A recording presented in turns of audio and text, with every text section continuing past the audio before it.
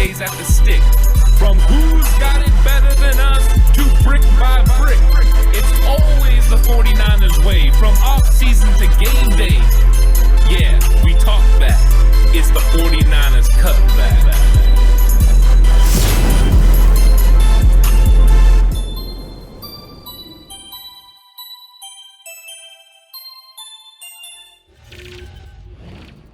It's 49ers Cutback Podcast time. It's time for us to recap and break down the 49ers game against the division-leading Arizona Cardinals.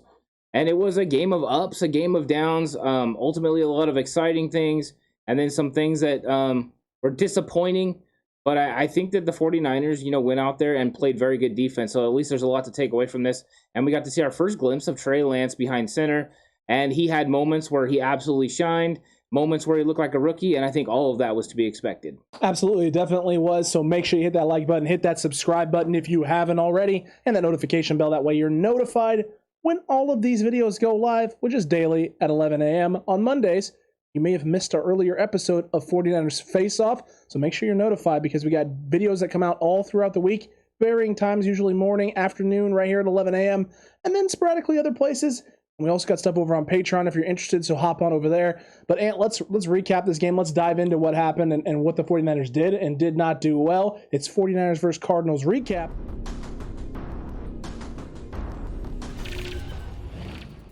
And we got to start off with the defense and what the incredible job that this defense did very early on in this game of stifling, slowing down this Cardinals offense, taking away the things that they wanted to do, not allowing the run game to get going at all whatsoever.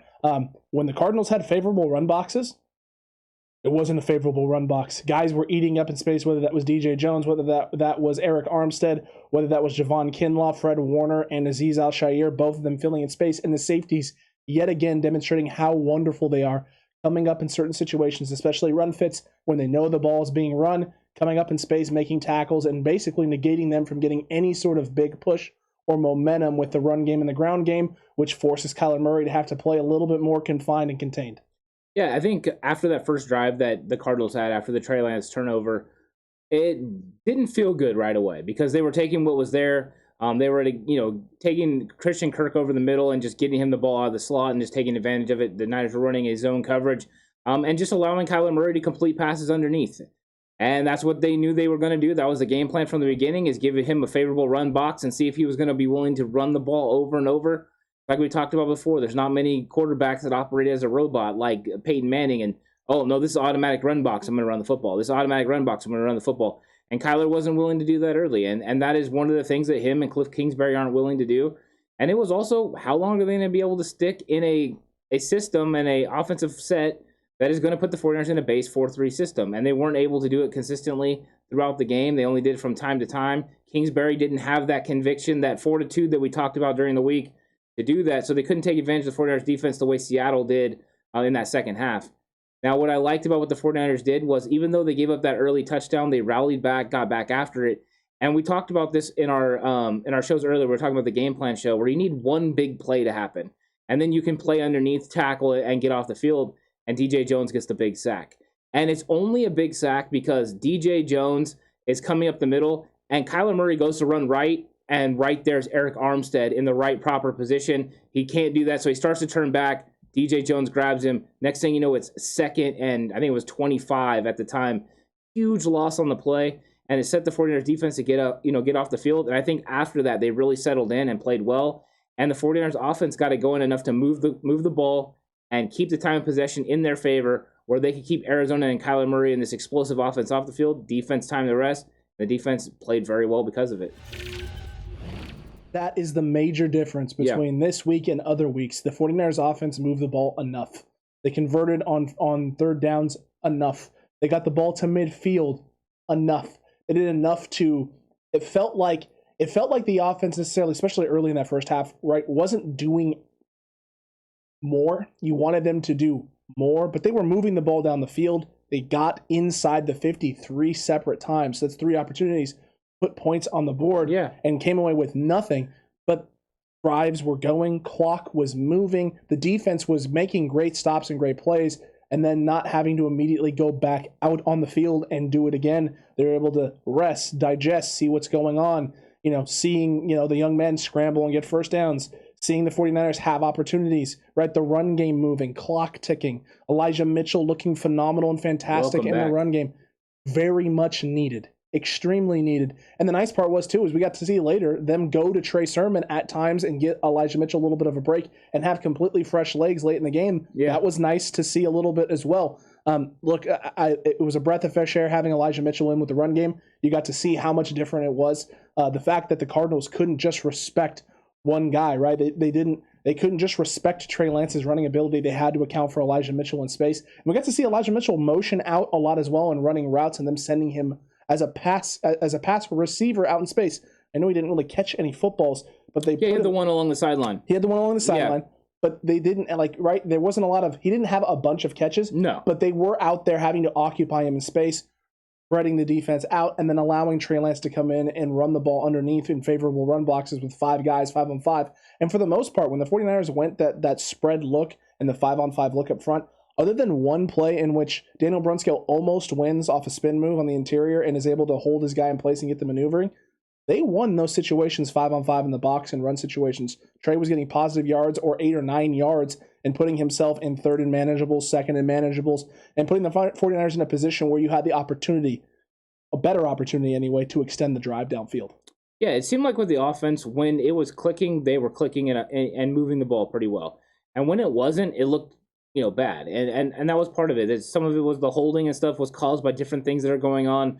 Whether that is, maybe just making a mistake where Mike McGlinchey doesn't play it right and he gets a hold, or Trent Williams thinks that Trey Lance is already going to have gotten rid of the ball, or it's the time where Trey's supposed to go inside but the hole's not there, so he goes outside. So then it looks like Mike McGlinchey's holding, J.J. Watt. It's all circumstance, and there are things that go into it, timing and also execution. And it's not been going the 49ers' way, especially in this game. It didn't at times, and it seemed like, man, there was a lot of holding calls and a lot of penalties against the 49ers. The good news is there were times when Kyle's play calling and then the execution of that play calling, they were able to overcome some of those. And I thought that was interesting when they had I think it was like 1st and 25 or 2nd and 25, and they were able to still get a first down. It was like, 49ers haven't always been able to do that. Correct. So that was something that I could at least look at and be like, you know what? There's something there. Another interesting aspect to this game, offensively and game plan-wise, was the fact Travis Benjamin was playing. I kind of brought up earlier in the week, I thought this might be a week to go to Travis, and sure enough, he's out there. And though he had no catches, he did have an impact on the game because, number one, he was open on the first pass that was overthrown by Trey Lance, but also he gets a pass interference call along the sideline because they're so afraid he's going to run it deep. They're having to make contact with him and get physical. So I thought he added a little different element. I'm curious what they do if they continue to leave him up, to play against the Colts, or if he's somebody that's going to be back down. I don't know. I don't know how they're going to handle this situation, but it was nice to see Travis out there because I think he does add an extra dynamic to this offense, and we need somebody that can take the top off. We didn't get the whole shots, though, down the field that I was expecting. No, you were expecting a little bit more and some more opportunities for it, and it just didn't happen. The other thing I wanted to ask you about this is there were times where we saw a lot of situations and sets where you had Travis Benjamin out there in space with other guys, and maybe not even a Debo or an Ayuk at certain points in time. I saw a lot of people upset about this. Do you feel that this was because, number one, people were feeling, and the secondary is feeling with Travis Benjamin out there, you have a feeling and an idea in your mind that the play is going to be going deep down the field, which can suck coverage deep downfield, allow you to operate underneath or maybe get some run opportunities with a favorable box or guys bailing out in coverage? Or B, do you think it may also, maybe it's a little bit of that, Ed, but do you also think that maybe they're trying to figure out whether or not this guy needs to stay on the roster and stay up right now, or if it's time to send him back down because they can only move him up and pull him down twice. After you put him back down and pull him up that second time, he's either on your roster or you have to cut him. Yeah. So do you think Kyle is, to an extent, trying to figure out if this guy needs to be up on the roster for a longer period of time? It could be, and I think there's a C as well, because guess who's been on the practice squad and catching passes from Trey Lance during practice? Travis Benjamin. So there's probably a chemistry that they've developed, and he felt comfortable with him. Think about it. When he's moving up in the pocket, who's he throwing to early in this game? Travis Benjamin. But yeah, I mean, Kyle knows what this guy can do, right? I mean, Kyle's seen this guy in practice, but he might have wanted to see what kind of element he could add to the football team and see if it's maybe they're going to catch lightning in a bottle and he could help influence this game and maybe influence this team. Because we saw on the film from the week before that Jawan Jennings and Mohamed Sanu, Trent Sherfield weren't respected. They were getting covered one-on-one, and nobody was really worried about them. So you saw a little bit of respect on Travis Benjamin with the contact by the corners. But I think that all those things play factors into it. I think number one, you had the injury, to George Kittle that creates this opportunity. You have the ability of him to stretch the field and take the top off. Then you have somebody that's comfortable, somebody that he feels comfortable with. And then, like you said, maybe they're taking a look at him to see what they can do. I think there's a lot of reasons to play Travis Benjamin. So the calls to question didn't make sense to me because I thought there was a lot of reasons for him to be up there and to be taking some of these plays. And let's not forget, this is a guy that's made a lot of plays in the NFL. This is not some Joe Schmo. This is a guy that has dynamic capabilities. He can catch the ball over the middle and go house. He can stretch the field and go house. And the 49ers haven't really had a guy on the outside so far this season that has done that consistently, except for Deebo Samuel. That's about it. Yeah. That's literally about it. And Deebo had himself, again, another heck of a day where there was that sideline catch where he's twisting and turning in the air and double tapping down and then still finding a way to get upfield and make plays. The incredible snag on the sideline. He had himself one heck of a day. Brandon Ayuk had himself one heck of a day. A couple of those throws from Trey Lance were in the perfect spot, and Ayuk made an absolutely incredible throw. The one where he's blanketed on the third down, where he makes the catch for the first, and then that one-handed pin against the body catch with him. I think it was Budda Baker who's blanketed all over him in space. He's able to pin that thing and then break it around for a big gain. Those were things that were nice to see. And we find a way to get this guy the ball more, because when he catches the ball over the middle of the field, man, he can make plays too. Well, we don't know how many other ones were going to him. I know one for sure was going to him, and Correct. It was knocked down, where he actually got pass interfered against. They were making contact again and trying to impede him from getting up the field. He sold that like a fly, like he was going vertical down the field, the nine route. It was a go. The guy's kind of sitting on them, sitting there waiting. Basically tried to take a charge. I mean, it's what it looked like. It looked like a guy setting up for a charge. I'm like, that's not how that works, guy. It's definitely illegal contact there. I hope that's not a teaching point that you guys got over there in Arizona, because that's not going to lead to success. You can't be doing that kind of stuff in the NFL and think that's going to lead to good things for your team. But no, I mean, I thought Ayuk definitely is getting open. It looked like he was getting his. I think he was open more than that. Yeah, I think he was. I think he was open a lot, and I think he had a lot of opportunities. We'll see how that continues to bode well and how they game plan more opportunities for him in the future. Yeah, and we did have some drops. Muhammad Sanu had a drop that he really should have caught that. Deebo had a couple of drops. The one on the slant that was on him pretty quick, and then he had the one on the screen where he just looks upfield too fast. I mean, you see his eyes go, it's on his hip. It's a good enough pass to be able to be caught. And he just looks upfield. He sees what's there. It's open. Yes. He's going to get positive yards out of it. And unfortunately, he makes the old mistake of, if you got to see it all the way in, and he didn't see it all the way in. Yeah, Sanu's catch was basically the same thing. He's looking inside and looking at he feels the defender's coming. Oh yeah. And there's more room between him and the defender than I think he realized. And he's more worried about the defender maybe coming in space and him getting down to protect himself than he is about securing the football. My brother messaged me on that one, and he was like, what the heck happened? Why is he putting that ball there? And I was like, well, yeah, it's not the best ball placement, but here's the thing, right? Deebo can catch the football. We've seen Deebo catch the football. Oh, yeah. He's got to catch that football. I think we're being absolutely picky. You're nitpicking the crap out of I mean, come on, right here. I mean, the hip, you got to catch that football. Those things. Yeah, Deebo catches that 1,000 times out of, 1,001 out of 1,001. I seen his eyes go upfield, and he just tried to catch it. It's no different than Kyler Murray trying to catch the snap and taking his eyes off the read. He was reading early. Oh yeah, he was, and that's the effect of Nick Bosa and D Ford and those guys. Pretty nice effect. Yeah, it was, and so so there was some issues with the offense from time to time, but I think there are execution issues, and whenever you have execution issues, you can fix them. So. Let's see how they fix it. I am curious, but at least they were in this game the whole time. They didn't get handled like the Rams got handled by Arizona.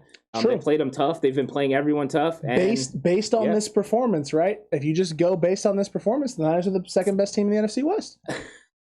I like what you did there. It's a reach, but I like it. You have to base it on the current state of things, right? We've given the Cardinals the best game in the NFC West. If so facto, we're the second best team in the NFC. What are you worried about, Faithful? Minnesota losing by a field goal? So is Minnesota the second best team in the NFL? Then we're third. Let's slow our roll. Yeah. let's slow our roll, because they also barely beat the Lions. You can say the same thing, I guess, about us, but we were up pretty big on the Lions before we let them crawl back in. Yeah.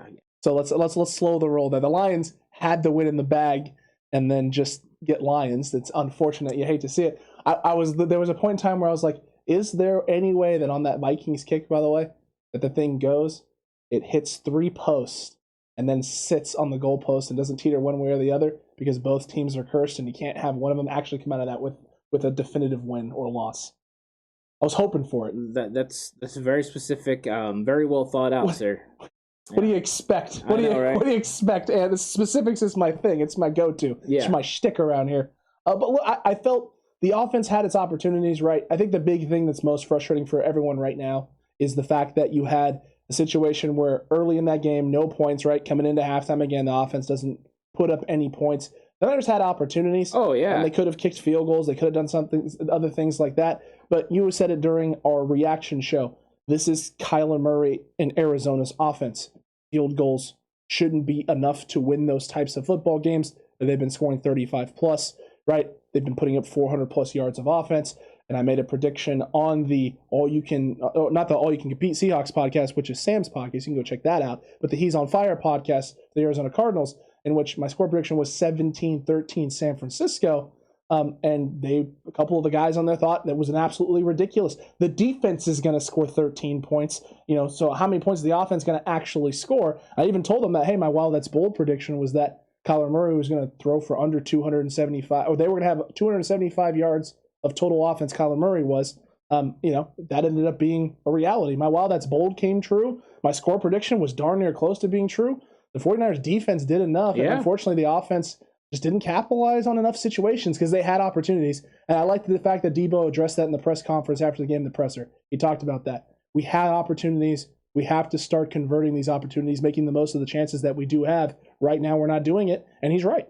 Yeah, this is the first time that the 49ers were really stopped in the red zone. I mean, the 49ers have been operating at a high level. They're the number, Was it 12? We were 12 for 12. It was like the most efficient, offense inside the red zone. So that hasn't been an issue this year, and that's something I've clamored on for a couple of years now, and it just wasn't. And unfortunately, today it got stopped. In Sunday's game, it got stopped, and that is unfortunate. That's too bad. But you're going to learn from it. And really, when it came down to it, Trey was inches away from scoring that touchdown. Literal inches. Love that call. I love putting Trey out there, letting him have the choice to throw or run. This is the situation you want a quarterback, like him in, and it just didn't get it done this time. They had two guys converge on him, and both of them hit him and, hit him hard. In the perfect spot, too. Oh, yeah. Both sides of the shoulders where you're just going to stop any momentum that he potentially can't. He can't squirm. He can't turn. He can't twist. He's either bullying through both of you, or exactly what happens. He's hitting you, and it's like hitting a brick wall, stopping in your tracks. Yeah, and they stopped in their tracks as well. It was a big time hit, but it's unfortunate that he didn't get in. And I was going to ask you what you thought of this because we didn't really get into it a whole lot. But Kyle Shanahan decided to go for a lot of fourth downs in this game. Yeah, like a lot. And some of the calls were great. Some of the calls, there was the one with Kyle Juszczyk that I didn't really like the play call overall. Correct. But I thought that. What did you think about him having that aggressive nature and just going after it? Loved it. Yeah. It's been my criticism the first few weeks with him is 4th and 1s. You're supposed to be able to believe in your defense. You're supposed to trust in your D. You're supposed to trust in Fred Warner and these guys to get it done right. Your D-line to get after the pass rush. All of these things that we've been hearing about this defense. And on 4th and 1s, you're punting and pinning him deep. It's like, okay, at what point do you what point do you trust that your defense is going to get you stops and you put the onus on the offense to extend drives and do things? I've been waiting for it. He went for it on that early 4th down, and I was like, okay, I like that, but is that going to continue all game? Because if 2 series from now we're in the same situation, the same position, and you back down, I'm going to be pissed off. I'm going to be upset. Either go all in with this group and this young man that you have out here that you believe opens up the playbook for you and opens up the offense, go all in or don't go all in, but don't you dare, tiptoe over that line and pick and choose those situations. I love the fact it seemed like every single 4th and short, whether it was as long as it was 4th and 5 or less, Kyle was willing to pull the trigger and go for it. I absolutely loved it. I loved every second of it.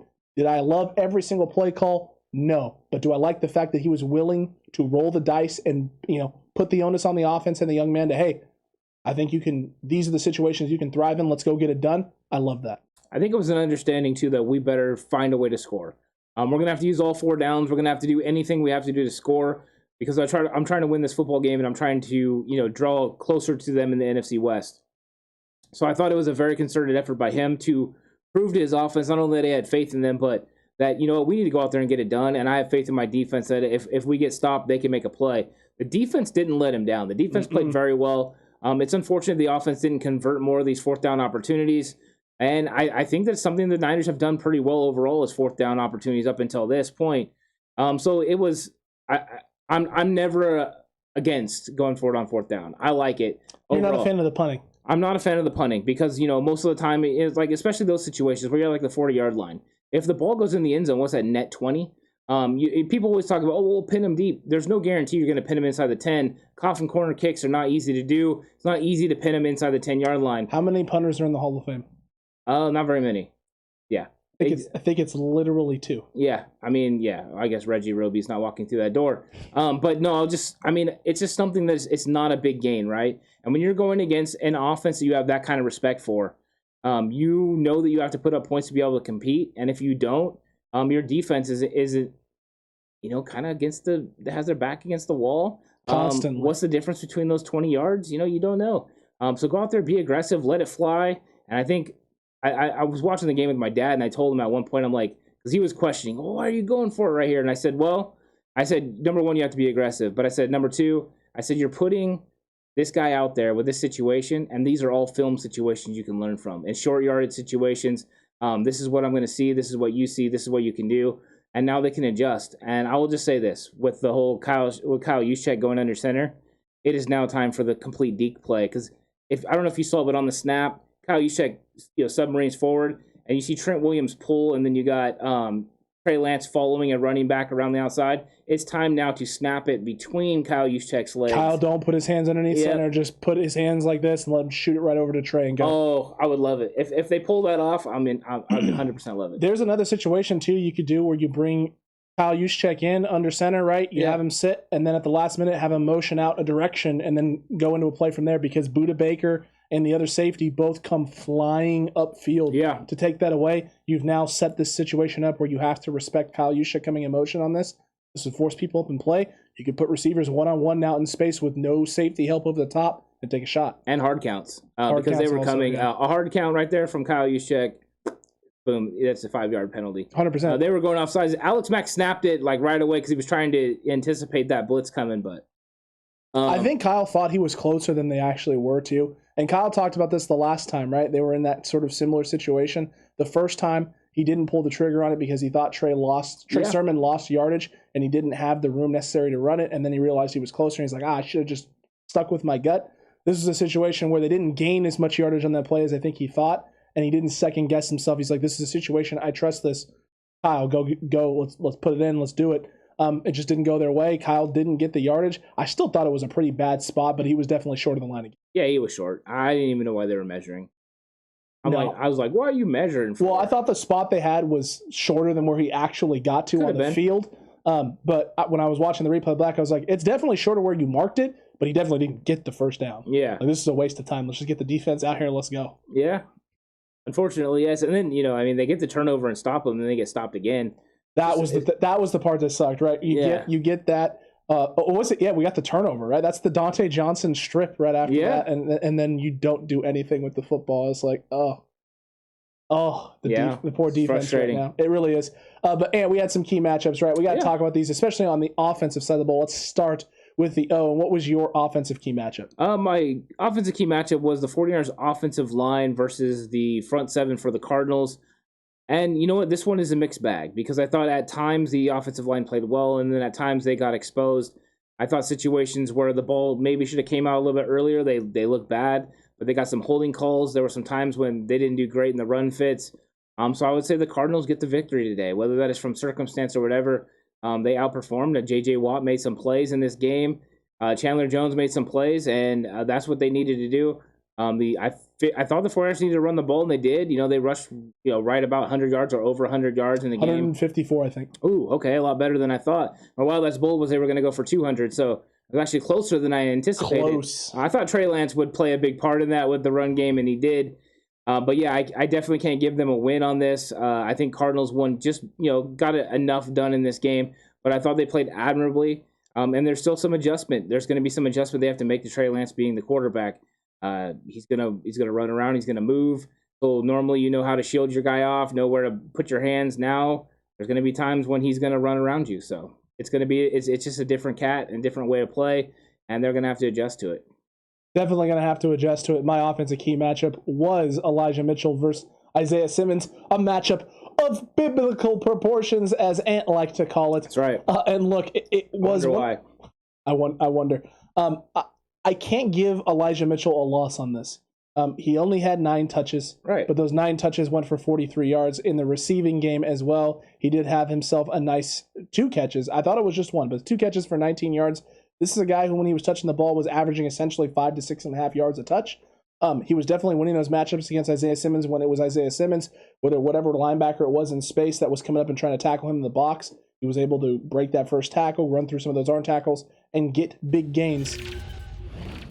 Elijah Mitchell won this matchup. He got a lot of things going. They didn't give him as many touches as I would have liked, but I wonder if a lot of that is because of the shoulder and they're trying to protect him from himself right now. And you knew you had a big bruising guy in Trey Lance that you could run a lot of these QB draws and things of that nature to take some of the burden off Elijah Mitchell's shoulders. But whenever he touched the ball today, the 49ers run game had success. He had a long run of 15. That was beautiful. He shot through the hole, kind of jumped between 2 guys and got downfield. And I thought, ooh, man, that has the potential to bust. And it was close. It was close a couple of times where he was just a tackle break away from being able to turn that into a big play. I loved what I saw from the kid.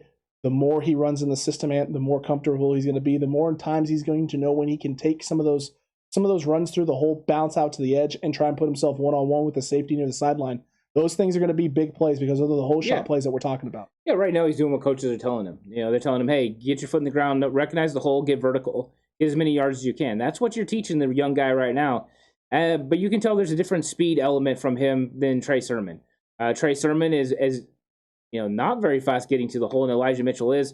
The holes that were closing for Trey Sermon the week before were still open for Elijah Mitchell. He's just getting to the hole a lot faster and a lot cleaner, and then he gets vertical a lot faster. So it was exciting to have him back in there. Some of the things he did made me ooh and ah. I was very impressed with his running style. I've liked it from the beginning. I like his forward lean. I'm impressed by him, and I'm looking to see how he continues to develop during this season because I think they got a steal in the 6th round. I think this guy's going to be a big-time player for them in the future, and I'm excited about this run game with Elijah Mitchell at the helm. I'm a little less likely to be excited about Trey Sermon only because of the speed factor. They did get him to the outside in this game, which I was happy to see. But, yeah, he doesn't do the same. I mean, the play that they ran, the one where Elijah Mitchell gets around the outside, they literally pulled Trent Williams and Laken Tomlinson to the right to look like it was quarterback power and gave it to Elijah Mitchell and expected him to be fast enough to get around the outside where that defensive end couldn't get upfield and get him. And he got a nice positive gain. I think it was like 8 or 9 yards on the play. It's like, yeah, you can't do that with all the other running backs. You have to do it with guys like Raheem Mostert and Elijah Mitchell. I thought that was a very good point and a very good angle and perspective to look at how Kyle Shanahan views Elijah Mitchell compared to maybe Trey Sermon. And the other backs even. I don't know if any of the other guys could do that besides Raheem Mostert. No, that other than Raheem Mostert, man, that's literally about it. Look, the 49ers offense is going to continue to develop and they're going to continue to grow, but they definitely have things that they need to execute. But a couple of guys today executed very, very well, and they're our Straigh Beast offensive players of the game. Let's get to it.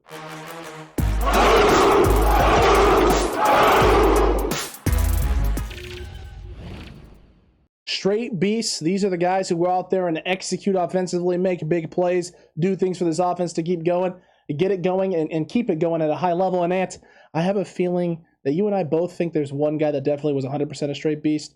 We may have some other guys as well, too, but who is your offensive Straigh Beast? And I'll let you know whether or not I agree with you, but I'm pretty sure you're going to hit this out of the park. Yeah, for the second straight week, I'm going with Deebo Samuel. Yeah. Deebo Samuel was making, big catches. I mean, catches that you expect a big-time receiver to make in this league, and he was getting them. He's out there strong-handing plays, and then he had the nice run around the outside where he read the blocks, broke a tackle, and got into the end zone for the touchdown, which ends up being the 49ers' only offensive touchdown in the game. But I thought once again he proved to be a playmaker for the 49ers, someone that you can count on play in and play out. I know he had the 2 drops, but those 2 drops were in the first half, and he responded in the second half by not having drops. That catch that he had in the fourth quarter where he jumps up and takes the ball, I mean, that is one heck of a play. If he doesn't catch that and it goes off of his hands, you never know what could happen. So I'm going with Deebo on this. I think he was a straight beast in this game. Yeah, 100%. Yes, not wrong. You're right. You're accurate. And he was a straight beast. He's been a straight beast. He's going to continue to be a straight beast. Probably. No one should be surprised by that. The Deebo Samuel ascendance is upon us, and he's ascending at a rapid rate and a rapid pace. You just love to see it. I have to give love to Brandon Ayuk, though. I have to, because those 2 catches that he made, the incredible one on the sideline where Trey throws a very good ball, a very wonderful, fantastic ball outside the numbers, awesome. Low, away, in space where only Ayuk can get it, and Ayuk has every reason to drop the football. He's blanketed, smothered, hard to see, and he somehow comes away with a big 3rd down catch to extend the drive. And then the one over the middle where he pins it one-handed against his chest, is able to shed the guy who's basically mugging him from start to finish on the route, break a couple tackles, get to the outside. I stood up and shouted. I was like, go, BA, you son of a gun. Get there. Get there. I thought he was going to turn the corner and house call it, man. He got close. It was a nice play. It was a great play. Extended, got the offense some momentum on that drive. Brandon Ayuk is stepping up. He's been elevating his play each and every week. Last week was the only real down week that we saw from him. And there were opportunities last week that just got missed, and some opportunities where he was wide open in space and toasted people. Yeah. And Trey just wasn't able to find him. He found him a couple times this week at crucial points and crucial situations of the game, and Brandon Ayuk didn't disappoint. The more time those two have, and the more time that Brandon has just within the system and in the offense, the more chemistry he's going to develop, and the more chemistry he develops, the more comfortable Kyle's going to be dialing things up for him, and then the offense is going to become even more dynamic because you can't just focus on one guy. You got to focus on 2. Yeah, and those were elite throws and catches. Those 2 big ones. Those were elite, plays from both players, and that was really nice. Yeah, and in the game before, there was a lot of times where Brandon Ayuk was out there like Ace Ventura. We know when he's in the mental facility, and he's like, I'm open. That's what it felt like a couple times last week. But this week, he did a good job, and that's a solid pick, because I think him and Debo did go out there and do their best, to kind of take some of the pressure off of Trey Lance. Mohamed Sanu had a decent game as well. Just I wish he wouldn't have had the big drop, because the big drop really changes the game, because that would have been a huge 3rd down conversion, and maybe the 49ers get some points there, and the Cardinals don't, which the Cardinals end up getting a field goal on that drive. So it's a pivotal part in the game, but hey, that's what happens. We had the big drop there, and I think we went for it on that 4th down and didn't convert. Oh no, we were deep in our we were deep. That was a Wisnowski punt. That was a Mishma. Yeah, because we were still on our side of the ball. He didn't have many of those. No, I think that was a 3 and out, which was like, we didn't do very many 3 and outs in this game. No, that was nice. Yeah, that was also needed and necessary. Oh, 100%. But look, the offensive side of the ball had its faults, had its flaws, had its issues. The defense, not so much, man. Not so much. The defense was lights out, including a surprise hero in Dontae Johnson, tied for 2nd on the team in tackles, and the big forced fumble that caused the turnover for the 49ers. It's too bad we didn't do anything with that turnover, but we got one, Ant. We finally got one. We didn't lose the turnover battle, but we also didn't win it today. But overall, the defense played phenomenal, played lights out. It's completely stymied, slowed down this Cardinals offense, which is what we kind of thought was going to need to happen. I think we both thought that the Cardinals offense at some point might get going a little bit more, and hopefully your offense is clicking at that point, and your defense has created enough turnovers and enough good field positions that you put up more points. But they really didn't get it figured out until very, very late on basically the game-winning touchdown drive. Yeah, I don't even think then they figured it out. Because, Kyler breaks the pocket a little bit and throws up, what looks like a pop fly. And Jimmy Ward kind of outruns it, and, D-Hop makes the play on it. And then the touchdown throw is the execution. But, that pop-up play is the big play. It's the big play in the game, as far as the being able to pull away. Because I think if they don't get that play, if they don't score on that drive, the 49ers were playing them well up until there, and then that was the big momentum shift. So I honestly don't think the 49ers did very much bad in this game on defense. First drive and then the last drive. I think those are the only 2 times where they had areas where they needed to clean things up, and the rest of all the middle, they played very well. Correct. 16 carries for 44 yards between their 2 running backs. That is impressive. James Conner, 10 carries, for 29 yards, and Chase Edmonds, 6 for 15. Huge. Yeah. Absolutely huge. The two or three big runs that they did have came from Rondale Moore on those little gadget plays that they run with him. He's a very dynamic guy in space, and they found very creative ways to get him the football. He was able to capitalize on a few of those, but for the most part, running game was just not there. And Kyler Murray, 7 rushing attempts, 1 yard. Yeah, because there's a lot of sacks. Absolutely. He only had the one real design run where he ran to the left. Off to the left, off tackle. Off the little read option? Yeah, and I think he got 7-8 yards on it or whatever. So. Actually, it might have been 10. It was Jimmy Ward was coming to fill. They didn't get the first, so Jimmy Ward might have been 7, yeah. Yeah, Jimmy Ward was coming to fill. He just got there a little bit late. He was reading it late, sitting flat-footed. But yeah, you're right. They did a pretty good job of handling the run game, and that's what they needed to do. They need to execute, and really that's one area the 49ers can look at in the future and be like, you know what? We can handle this run game with 7 guys. They did it all throughout the game. But Dontae Johnson coming up big, and there's a lot of detractors out there, but Dontae Johnson has played well in the nickel role. In the 100%. slot, he has been very serviceable for this team, and that's the reason that he's still around because besides that first drive where they were taking advantage of the zone with Christian Kirk, and it wasn't so much on him, but just on the way we were playing it, I mean, really, did you hear anything from him? There wasn't any real bad. Oh, I guess the one along the sideline that, what's his name caught, the fast receiver. Moore, yeah, the toe tapper. That's a great catch. Oh, man. And another situation where Kyler breaks the pocket, throws one up, and he's blanketed by DJ. DJ's there. Yeah. He's there. I think the only thing you could ask DJ to do a little bit better is maybe locate the ball and try and get a hand on the ball and tip it away because he could have. But I mean, even then, those are situations where you have a guy making a play, right? They execute. Our receivers in some of those situations didn't. Yeah. They made more of those type of plays that kept drives going than we did. And sometimes that's a difference in a game. It's just a couple of those plays going either which way. I think DJ played phenomenal today. I thought he played fantastic. I thought for the outside of the first drive and that catch to Rondale Moore specifically, he felt like he was in the right spots. Felt like he was doing what he needed to do. I saw him a couple of times come up and help set the edge on a couple of the outside runs. When a guy had an inside stunt, including one where I think it's Samson Ebicom stunts all the way. It looks like he stunts all the way across the formation. It looks like they vacate that middle. They take a page out of the Rams playbook and what the Rams did, where they bring their outside guy on contain and try and force Kyler to, I can get outside, and DJ's there, except it was a run fit. They bring the stun around thinking it's pass, it's a run, and DJ's there, and Connor has to try and come back inside, and the D-line just kind of swallows it whole at that point, and Fred Warner comes in. I think Fred Warner makes a play and then slithers over the top of course he does. James Conner in that situation. I thought the defense played phenomenal. I thought the guys stepped up and made plays when they needed to. I think we only had a few mishaps. And, as a 49ers fan, you may be sitting there going, well, those few mishaps cost us and set up points. You may be right. But if you're beholding the highest scoring offense and one of the higher producing offenses in terms of yards and things like that to 17 points and 100 yards less than what they've been doing to everyone else in the league, you take those and you're expecting to get a win out of those. Yeah, DeMeco Ryans schemed it up in a big way. I mean, he came out and this game plan was very thought out and very well executed by the most part. I mean, 17 points against this team should be applauded. There should be no negative talk about DeMeco Ryans at all. DeMeco Ryans should be getting attaboys and people should be patting him on the back. That's what he deserves.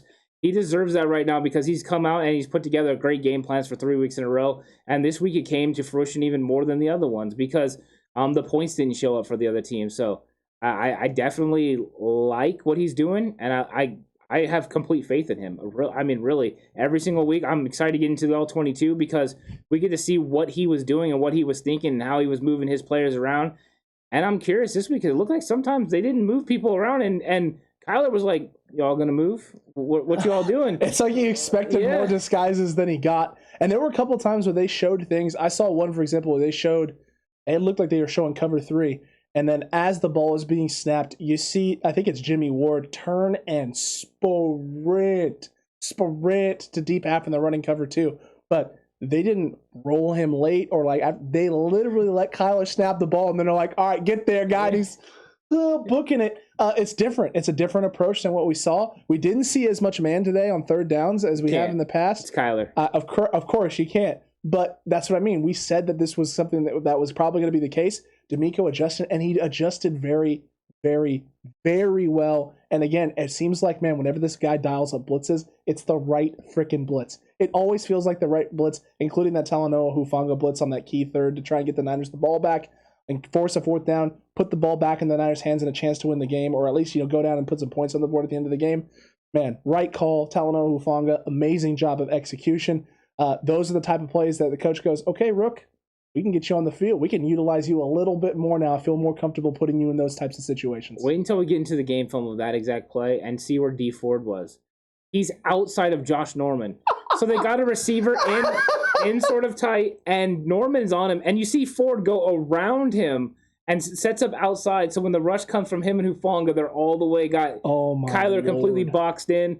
Yeah, it's nice. I when I was watching it live, I go, where is D Ford going? Oh, he's coming from way outside.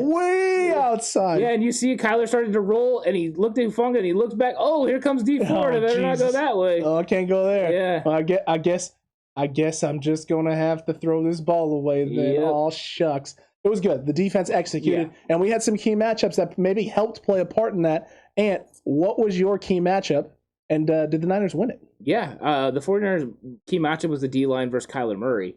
And it was all about Groundhog Day. I wanted everything to feel the same for him. I wanted him to feel like he needed to throw from the pocket every single time, have no time to get outside the pocket.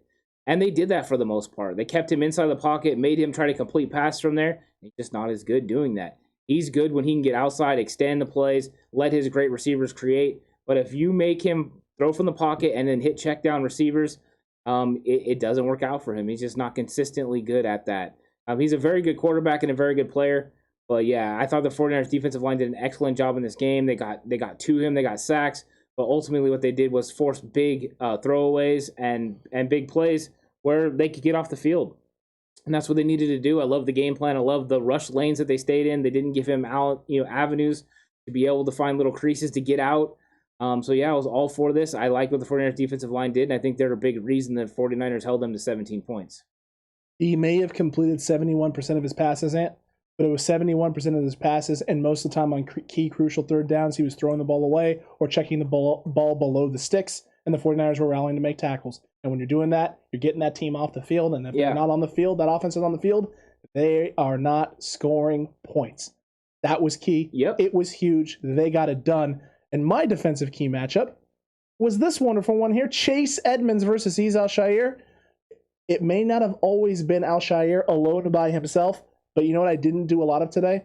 Man, Al-Shaair is out of position. Man, Al-Shaair is not doing what he's supposed to be doing. He did exactly what he needed to do. And guess what, folks? That run game for the Cardinals was stifled. This is a big win for the 49ers defense, a big win for Azeez Al-Shaair, whether it was in the run game and run fits, occupying his lane, not giving a lot of cutback angles, or just out in coverage, keeping guys in front of him, making Kyler Murray check the ball down, and once he checks it down, rallying and making tackles. Azeez Al-Shaair, my guy. I was a big negativo on Al-Shaair coming into the year. I am happy that I'm eating all of this crow right now about Azeez Al-Shaair. This dude looks like he's the real deal. I cannot wait for Dre Greenlaw to get back, and we get all three of these guys rolling in space. The turnovers haven't been the same since Greenlaw's been out. I imagine it's going to take an uptick when he returns. It could be, and I think the energy at the linebacker level takes an uptick as well, because Dre Greenlaw brings some energy and brings some confidence and some physicality. And I'm looking forward to those three guys feeding off each other and playing together. No longer will teams want to put us in a base 4-3 set again, but we must give praise as well to Marcel Harris, who when he was out there stepped up in a big way, did better on run fits, was better in coverage. Everything that he did was just a little bit better, so that is promising and good. Maybe the 49ers won't sign a linebacker now because, he played well. We'll see. It could have been also scheme and what they're facing against Arizona. It'll be different, each week as you play different football teams. But yeah, there was a lot of great performances in this game from a defense that stepped up in a big way and maybe put out a blueprint for how you handle Arizona in the future. Maybe the 49ers defenses unlock something that can help other teams beat them, which I'm all for. Arizona, I hope you don't win any single games this year, the rest of the year. In fact, I hope the whole NFC West just completely chokes at this point. Everyone go downhill, right? And that means, the Niners have plenty of time to get it figured out. Yeah. Plenty of time. If the NFC West becomes the NFC East this year, I'm not going to say I'd hate it. Don't get me wrong, it's not great, but because we'd be a part of that. But it also keeps us in contention just a little bit longer. Well, the 49ers just got to start winning, and then everyone else can lose, and then it's good. And that's all good. Then we pull away completely, right? Yeah. We run away with it. It's all good. Look, we get it. All right? It's fine. Look, we talked about our Straigh Beast. Now we got to get to who was hot on the block for this defense in Week 5, and there's a lot of names that are potentialities. But let's get to it. It's time for the Block is Hot.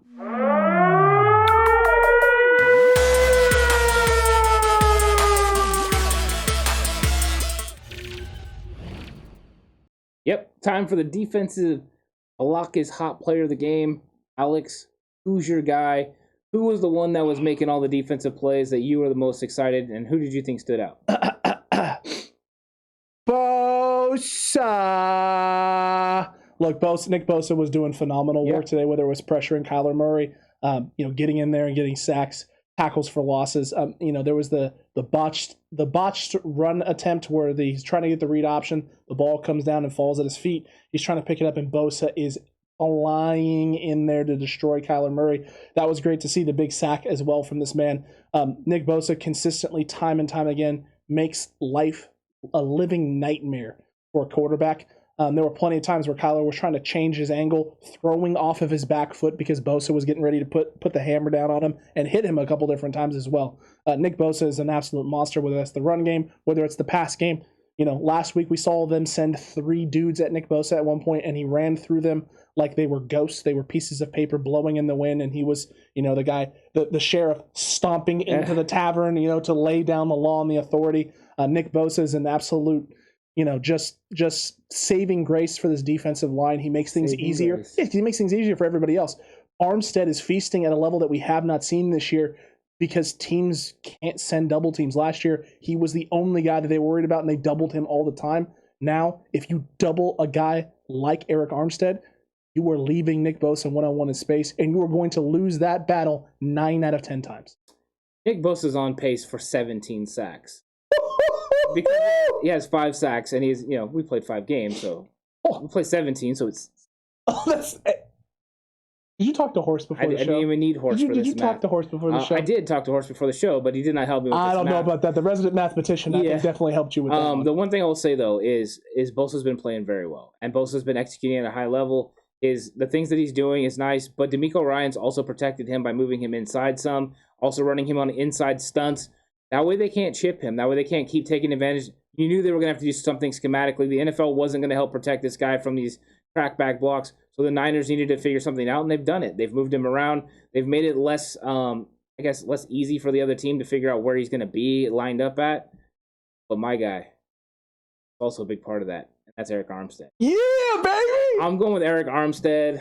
I like me some of this. But the reason I'm going to go with Armstead is Armstead continues to put pressures on, all throughout the game. You saw it when they got down to the goal line. He drove his guy back into Kyler Murray, really got held. There should have been a safety on that play. The next play, also there should be a safety because of another hold. He was just ultimately always there. But when we watch this game film, you're going to be looking at situations where Kyler Murray is getting away from one guy and he's running into Armstead because Armstead's in the right location, and he's like, oh, I better double back. The DJ Jones sack. There's other times as well. And I think Armstead just being in the right spots and also on the run fit, breaking double teams and doing what he needs to do has been huge for the 49ers this year. He is one of the best getting hurries. Yes, it hasn't resulted in a lot of sacks, but that's not always what you need. Sometimes you just need force Kyler Murray to get, especially a player like Kyler Murray, Russell Wilson. You're not always going to get them to the ground. What you can do is force an errant throw, force them to throw the ball out of bounds, get rid of it. Those plays are just as impactful as a sack. Can I be 100% honest with you too, Ant? Yeah. The offense starts scoring points in a big way. Those are going to start turning into sacks. Because you know what an offense can't do when you're down 14-0 or 17-0? Just keep checking the ball down. Because checking the ball down ain't going to win you the football game. True. Which means you're going to have to start holding on to the ball just a little bit longer. Start taking some of those shots downfield, and those hurries are going to start turning into hits, and those hits are going to start turning into sacks. So while the numbers, like the big sack sexy number, isn't there for Eric Armstead, a lot of that can be also attributed to one side of the football not getting it done and an offense being able to go, hey, you know what? Their offense can't do anything right now. We just got to survive. We just can't turn the ball over. We got to keep this drive going as long as possible and then kick it back over to them and say, hey, go ahead and try and beat us, because right now it's not happening. I've been saying this since basically week 1. That week 1 game, all of my eyes weren't on Bosa. It wasn't Ford. It wasn't Greenlaw. It wasn't Aziz, although it probably should have been Aziz. I should have been watching the guy that I was most critical on. It was on Eric Armstead because I kept hearing all the slander. This man wasn't worth it. This man hasn't been playing up to stuff. We paid this guy. He does nothing. And I watched that week 1 game and was like, dude, it's different this year. And it's different because he's able to actually play in the spots in which he's able to have success. Base 4-3 downs, he's outside where he's really good against the run, setting that edge. And then they're able to move him on the inside. And whenever they move him on the interior, he is feasting. And it's something we didn't get to see last year. Those double teams that you talked about, his rip move is phenomenal as well. The way he gets skinny. Man, Eric Armstead is fantastic. DJ Jones has been phenomenal. That's been a blessing. Really good, yeah. It's been a blessing to get this guy back. And Bosa has been freaking Bosa. The one guy that we haven't seen, I guess, shine per se is Samson Ebukam. But I'll tell you what, Samson Ebukam has been phenomenal against the run. He's been really good against the run in most cases. They're going to put this whole thing together, and we're going to get a crazy sack game this year. I know it's coming. Be patient, faithful. Be patient, cutback crew. It's going to happen. Yeah, it is. I have faith in the defense. And the thing is, though, you just do what you're asked to do. When it comes down to it, every single player is going to have their moment. When they do, they got to execute.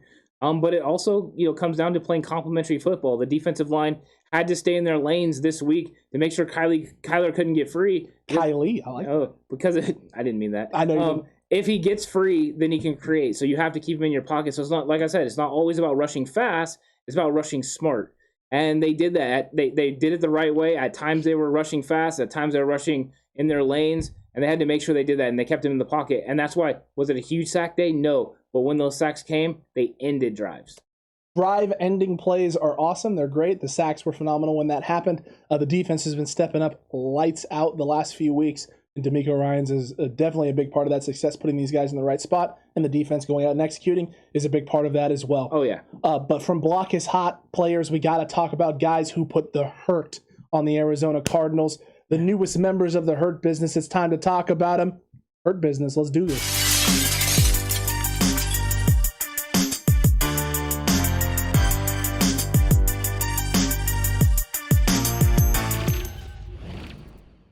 Hurt Business time is upon us, and there are names. You may not feel like it. Maybe you know what? You're sitting there going, no, the Hurt Business is my heart because we keep losing games.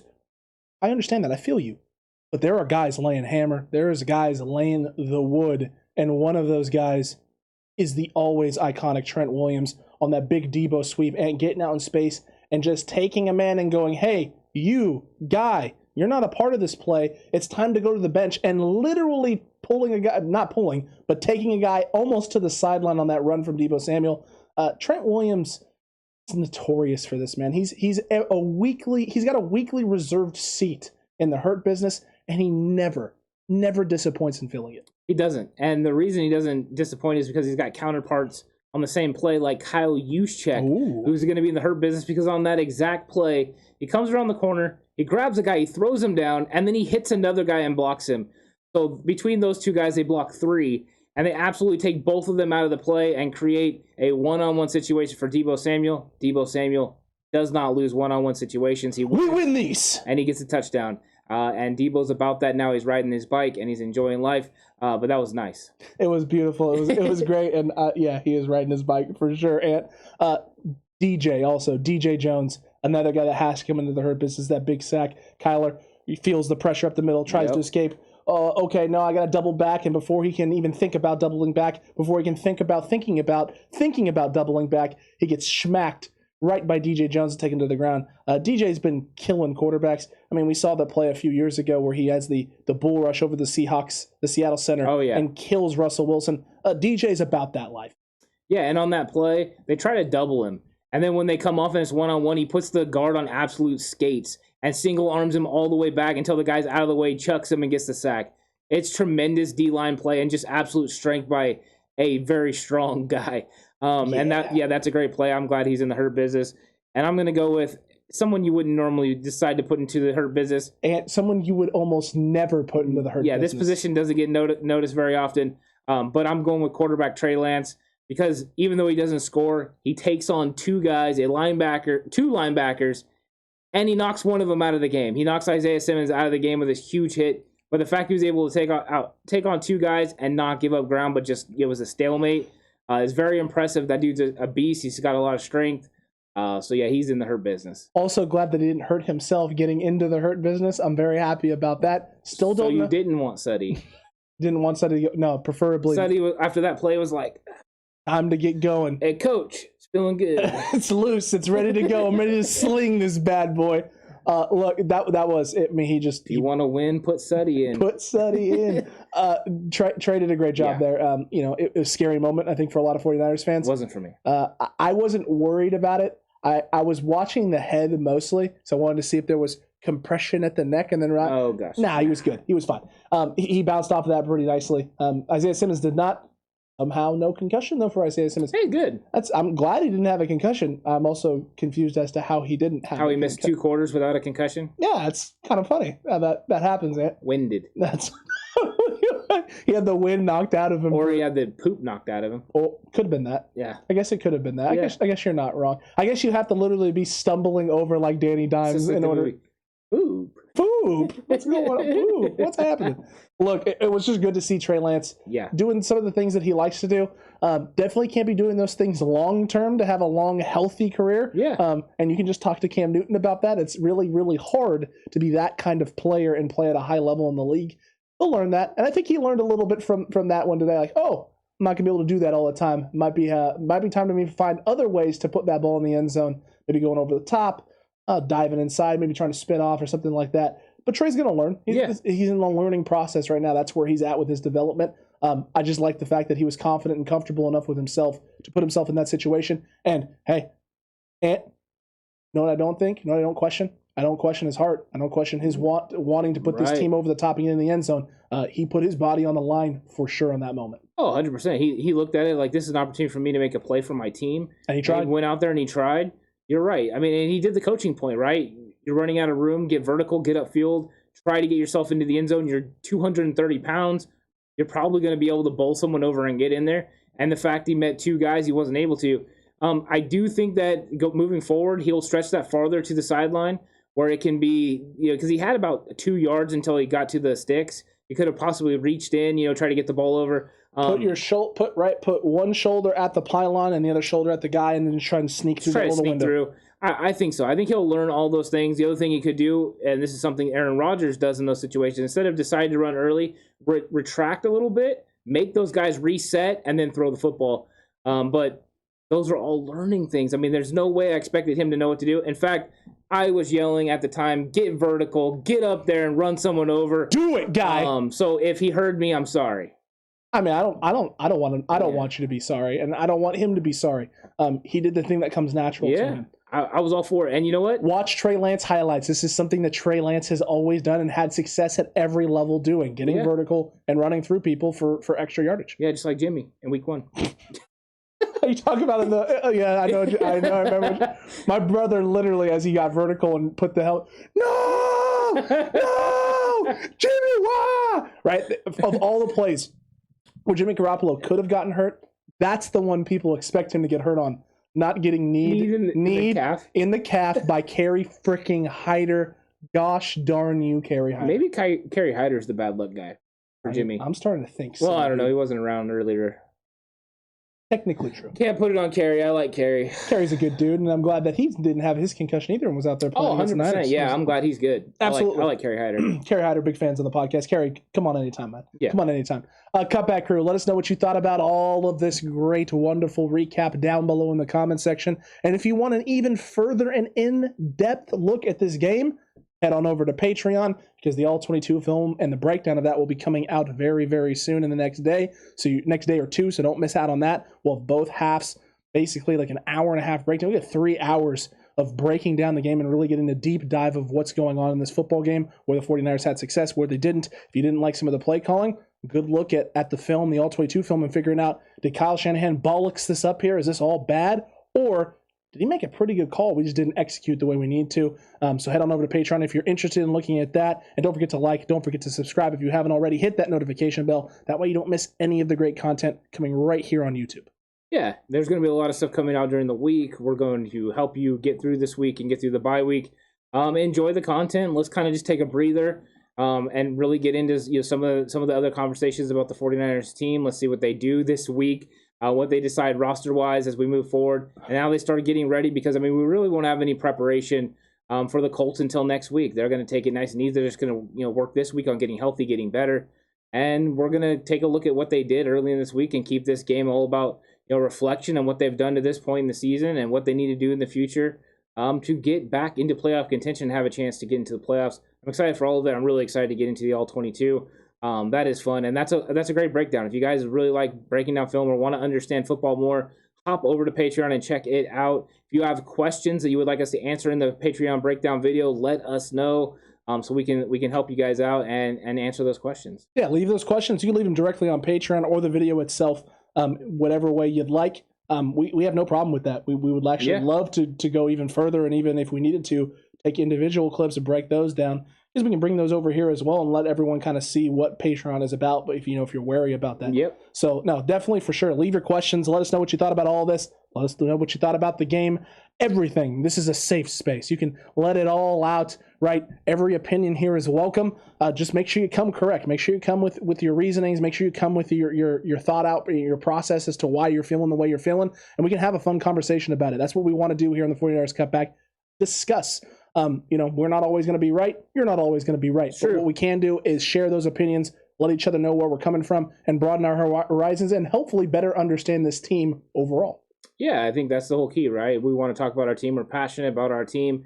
We want our team to win. Ultimately, that's what everyone wants. So since we have those points that we can all agree on, I think it's easy for us to come to some sort of a group effort that we can get this done and talk about our team in a positive manner.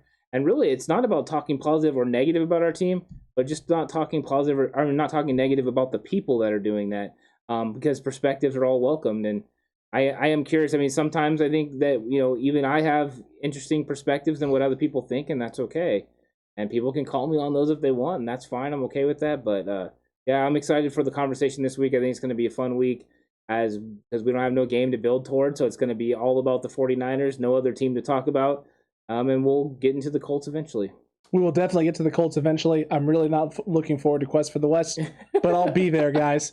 I'll be there to take my lumps as the Arizona Cardinals are now firmly at the head of the table, and there's no one else to sit there. But I will be making the case that the 49ers are in second place. We'll see you over on Quest for the West. Cutback Crew and the Faithful. Until the next one, stay safe. Remember, the right way is always the 49ers way.